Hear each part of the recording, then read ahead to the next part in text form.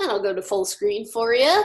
So these are the 10 tips for perfect poster design.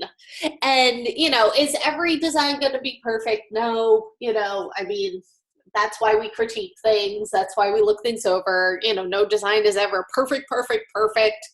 I go back to things that I've designed and I'm like, this is perfect. And I look at it now and I'm like, this is not perfect. So, but, there's some good tips to live by.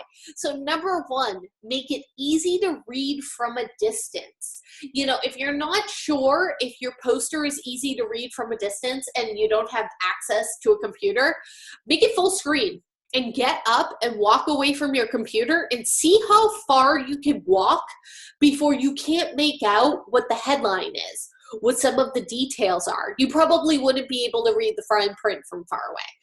The top priority of a poster is generally to expose someone to an event. So key information should be easy to read from a distance and held and to draw people to the poster. And you should also create a hierarchy in your text. So when it comes to poster design, you can think of your text as having 3 distinct layers. You have that headline, you have the details, and then you have the fine print. So your headline is going to be the largest part of your text. Then next would be the details, which might be your paragraph copy. And then finally, your fine print. Think of kind of like a disclaimer on a coupon. We never put the disclaimer on the coupon in 24-point type. We always put the disclaimer on the coupon in 8-point type because it's the fine print. It's not the first thing we want you to notice. So that headline is the main and largest text element in the design. It can be in addition to an art element, or it also could be the art element. Opt for a readable typeface that is interesting and demands attention. So then you have your details next. The what, the when, and the where. Answer these questions in a second level of text. What information does someone need to know to do what your poster is asking of them? Provide the information here in a concise manner. You don't want to have paragraphs and paragraphs and paragraphs of copy because nobody's going to stand there and read that. As for sizing, there are 2 options. Drop the size to about half of the main headline for very clear hierarchy, or continue to use a larger size and use other technique for contrast.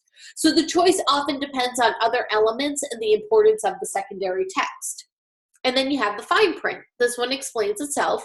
Commonly seen on posters to promote movies, it's everything else that someone decided needed to be on the poster, but it's not necessarily important.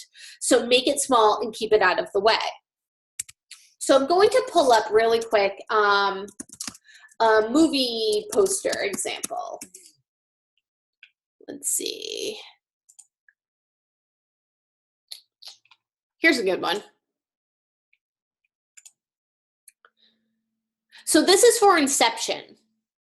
So we have, the headline, which is pretty much, there's kind of 2. It's, 2 things that grab your eye.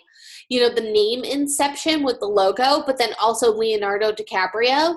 Then we have, our details. Your mind is the scene of the crime, from the director of The Dark Knight. Experience it summer of 2010 in IMAX. And then here's the fine print.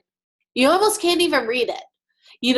Who, a Warner Brothers picture presents an association with, yada, yada, yada. So, the movie studio said this needs to be on the poster, but it's clearly not important high-level information that is going to make somebody say, you know what, I need to see that movie because it's a Warner Brothers picture in association with Legendary Pictures or whoever it is, So those are the kind of things. Like, that's a good example of the fine print. Let's see. How to make a movie poster or template. There you go. What else do we have? Here's a good one. Last House on the Left is a really good one. So again, the headline is the name of the movie, The Last House on the Left. Here's the details. If bad people hurt someone you love, how far would you go to hurt them back? And then the fine print right here. So 1, 2, 3 with your hierarchy, and then we've got a nice visual that's been kind of like faded out and looks really scary, you know, on a black background. So it all ties together. There's a mood there as well. Which that was actually a good example for number 2, which is amp up the contrast. You have one glance to grab someone's attention with the poster. So high contrast between elements can help you to do that. Forget a monotone color palette with pale gradients. Go bold with color and type options. You know, poster design is a great time to try a typeface or a color palette that might be a little bit too crazy for other projects. So experiment with it. Think about a big color background as well. Many times poster designers start with a white canvas. If your printer allows, use a high resolution background with a full bleed to make your poster stand out from the rest. Number 3, consider size and location. This is important. You know, where is your poster going to be located? This factors in several ways, including the size of the poster and possibly the aspect ratio, visual clutter around the poster, and you know, the people who see it, will they be able to appreciate your call to action? I need to fix that paragraph text. Knowing where the design will live can help you make choices about how to create it. Not only is visual contrast important within your design, it is an important external factor as well. So think of it this way. If your poster is going to hang on a green wall, you would probably want to use a contrasting color scheme so the design does not blend into the environment. Number 4, make a mini version. So while poster design is primarily a print project, create a mini version that can be used in other places as well. And that we're doing that. We're going to create a mini version that we're going to be uploading. That'll be a web version. Remember one of those basic principles of marketing: a person needs exposure to something 20 times to remember it. The multiple poster versions can help you to accomplish that. So scale down an image that can be shared on social media. Make a postcard or letter size to hand out. Consider making a poster version landing page for your website.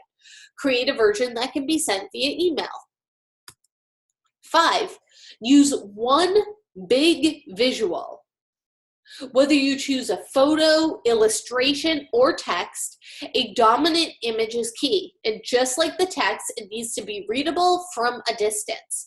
When designing posters, think tight, close-up crops of faces or elements, single item illustrations, a common scene with a sharp focal point, novelty typography with high intrigue. After you select a visual, be careful about layering elements. Type and images need to have enough contrast so they are independently readable. 6, use plenty of space. So when it comes to posters, use exaggerated spacing between the elements. It may look a little funny to you at first, but the extra spacing will dramatically increase visual impact and readability at distances. There are a few places where extra space can work wonders in a poster design. Between individual letters, tight kerning can cause letters to blur at distances. Between the lines of text, around interior margins of the canvas, between elements of different types such as images and text, and around the most important elements in the design. What do you want people to see first? 7, include a call to action. So that can be your third element. You know, you can have a headline, your body copy, and then maybe a call to action. The goal of every poster is to expose people to something. Most of these touches involve inviting someone to something such as a concert or a movie or other event. For that reason, a call to action is vital. Think of it in the same way that you would if designing a call to action for a website or an app.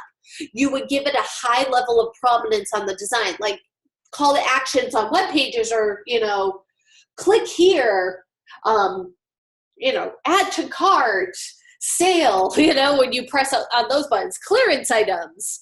The difference from web design is that the call to action might not be as simple. In websites, you have sign up or email us. Those are some other simple call to actions. And you can't really put that on a poster because nobody can click on your poster to email you. The call to action is often the event information, or it can be a contact point in the poster design. Once you know that what users are supposed to do when they see the poster, then you can design the call to action. Some designers like to use elements such as QR codes to encourage users to scan for information. Only use this tool if it is popular in your market, though.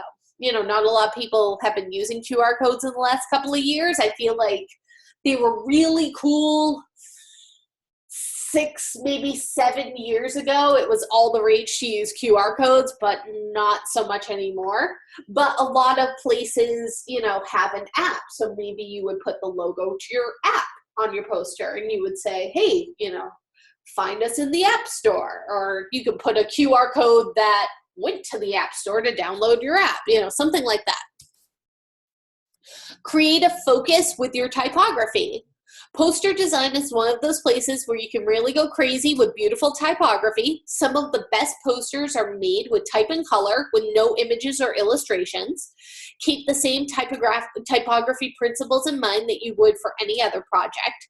This is not the time to use, 10 fonts in one location, but you can experiment with some bolder, wider, bigger typefaces that you might not feel comfortable using on a regular page layout. Set the tone for the project with these type options. Use type that conveys an appropriate mood for the event. You might find this challenging at first, but it can also be, pretty invigorating exercise. 9, use a cool printing technique. So depending on the location and audience for your poster, a cool printing technique might be in order. There are a lot of different things that you can do on paper that just don't work in digital projects. This might be the perfect opportunity to try out something like letterpress, screen printing, foiling, or using a UV layer. Many of these techniques are often reserved for higher-end projects or events with a certain level of prestige. Talk to your printer in advance of settling on any type of special technique to make sure that they can make the prints at the size you need. When it comes to printing techniques, there can be budgetary considerations as well. Some printing processes can be pricey, so make sure you have enough wiggle room within your budget before you get started. One of the coolest print jobs that I have ever done was actually business cards that had a black on black. They were a credit card, so it was a hard plastic card, just like a credit card, and the card itself was a matte black, so a very dull black, and then we did a high gloss black on top of it, so when you saw it, it reflected, and the name and everything else shined in the light. It was so cool looking. And when we went to events and we passed out those cards, they got such a look. And people, most of the time you take a business card from somebody and you're like, oh, thanks, and you shove it in your pocket and that's the end of it.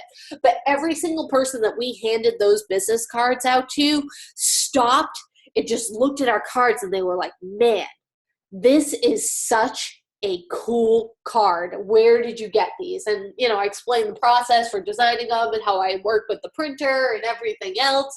And it was such a conversation piece, and they remembered us because of that. So, cool printing techniques. I know we're not printing for this project, but it's something to keep in mind when you go out, and you start working, that it really can become a conversation piece where you'll stand out from the crowd, even with something as simple as a business card. And then number 10, have fun. Poster design is a place where designers can have a lot of fun. So while there are plenty of things to think about and consider, this is an area where you can start to break the rules and go a little bit crazy with your design. So go for it. Try something that you've wanted to do or take the opportunity to learn a new technique or a new skill. Stretch your imagination to create something new and fresh. The goal of a poster is to grab attention from afar. So get creative, get a little crazy with your designs. All right. And with everything, have fun. You know, the whole reason that you go into graphic design as opposed to, you know, being a English major or, you know, being a lab technician is, you know, at the end of the day, some of the stuff that we're doing, it's pretty fun. So, you know, have fun with your designs and it won't feel like work.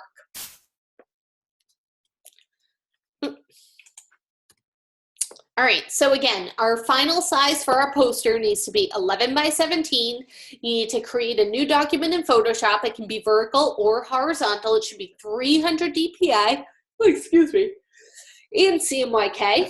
And while you're working, save those designs as a PSD file. Your poster has to have the following 3 required elements, at least 3 distinct areas of text, and at least 3 photographic resources. Once your design is complete, you can save it as a PDF. And then we also need to save a web version of your design, which is resized to 500 pixels wide on the shortest side. So whichever side is your 11-inch side, and then also saved at 72 DPI. And I will also say change to RGB color mode. And then you'll save that one for the web as a JPEG.